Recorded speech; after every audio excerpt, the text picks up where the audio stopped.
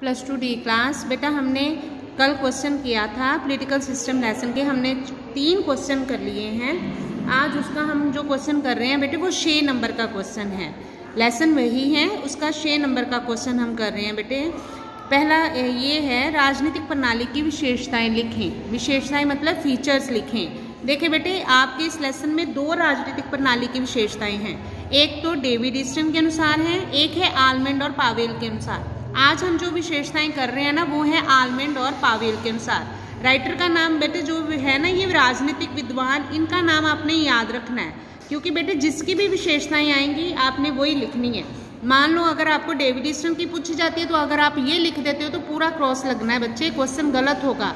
इसलिए मैं बार बार बोल रही हूँ, याद रखना है कि किसके अनुसार विशेषताएं हैं। ये विशेषताएं हैं आलमेंड और पावेल के अनुसार राजनीतिक प्रणाली की विशेषताएं।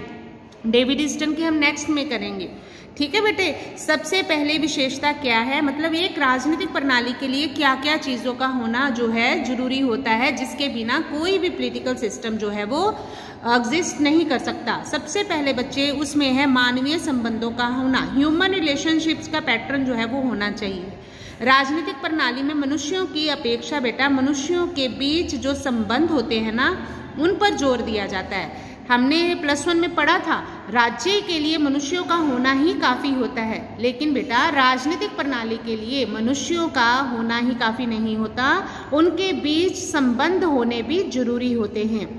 और उन्हीं संबंधों को नियमित करने के लिए हमें सरकार की ज़रूरत पड़ती है, मतलब राजनीतिक प्रणाली की ज़रूरत पड़ती है। मैंने आपको बताया था इस लेसन का नाम ही है राजनीतिक प्रणाली पॉलिटिकल सिस्टम, इसलिए जहाँ जहाँ हमें लगता है कि सरकार शब्द इस्तेमाल होना है वहाँ पर हमने राजनीतिक प्रणाली शब्द यूज़ करना है। मैंने आपको ये भी बताया था कि सरकार में 3 ही चीज़ें आती थी, लेकिन राजनीतिक प्रणाली में टोटल 7 चीज़ें आती हैं। औपचारिक संस्थाएँ ही नहीं आती, इसमें अनौपचारिक भी आती हैं, इसलिए हम इसको राजनीतिक प्रणाली ही कहेंगे, हम इसको सरकार नहीं कह सकते, पर है सरकार ही है। सेकंड इसकी विशेषता है बेटे औचित्यपूर्ण शक्ति का प्रयोग, यूज ऑफ लेजिटिमेट फोर्स। राजनीतिक प्रणाली के पास शारीरिक दंड देने की शक्ति होती है। अगर मतलब हम सरकार की कोई भी पॉलिसी नहीं मानते तो उसको हमें दंड दे सकती है, लेकिन उसे अपनी इस शक्ति का प्रयोग बेटा उचित रूप से ही करना होता है, गलत तरीके से नहीं। मतलब अपनी गलत मांग को मनवाने के लिए, गलत नीति को मनवाने के लिए वो हमें सजा नहीं दे सकती। राजनीतिक प्रणाली की ये विशेषता ही उसको सामाजिक और आर्थिक और अन्य प्रणालियों से अलग करती है। तो हर राजनीतिक प्रणाली में औचित्यपूर्ण शक्ति का प्रयोग होना भी जरूरी होता है। तीसरी विशेषता है बेटा व्यापकता, कम्प्रीहेंसिवनेस। राजनीतिक प्रणाली बहुत व्यापक होती है। इसमें क्योंकि औपचारिक संस्थाएं जैसे विधान पालिका, कार्यपालिका, न्यायपालिका ही शामिल नहीं होती बेटा, इसमें अनौपचारिक संस्थाएं मैंने आपको पहले भी बताया है, जैसे हित समूह, दबाव समूह, राजनीतिक दल भी शामिल होते हैं। इनके अलावा मनुष्य की वो गतिविधि जो राजनीति को प्रभावित करती है वो भी इसका हिस्सा होती है। मतलब राजनीतिक प्रणाली जो है वो बहुत ही वास्ट होती है, व्यापक होती है, ठीक है बेटे। ये 3 विशेषताएं। नेक्स्ट है चौथी सर्वव्यापकता। सर्वव्यापकता मतलब कि हर जगह पाई जाना।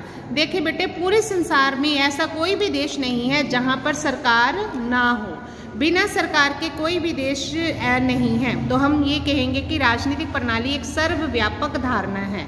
हम कहते हैं ना परमात्मा सर्वव्यापक है, सर्व मीन्स सब, व्यापक मतलब जगह, जो सब जगह हो। हाँ ये हो सकता है कि हर समाज में राजनीतिक प्रणाली का जो रूप है वो अलग अलग होता है, कहीं पे डेमोक्रेसी होती है, कहीं पे डिक्टेटरशिप होती है, लेकिन होती ये हर एक देश में है। तो सर्वव्यापकता का गुण भी हर पॉलिटिकल सिस्टम में होता है। नेक्स्ट है कार्य। हर राजनीतिक प्रणाली जो है बेटे वो 2 ही काम करती है, एक है निवेश और दूसरा है निकास। निवेश को इंग्लिश में कहते हैं इनपुट, निकास को इंग्लिश में कहते हैं आउटपुट। निवेश क्या होते हैं बेटे, लोगों की मांगे होती हैं, मतलब हम लोगों द्वारा जो सरकार से मांगे की जाती हैं वो होते हैं निवेश कार्य। अब उन्हीं मांगों के आधार पर सरकार जो नीतियां बनाती हैं वो होती हैं निकास।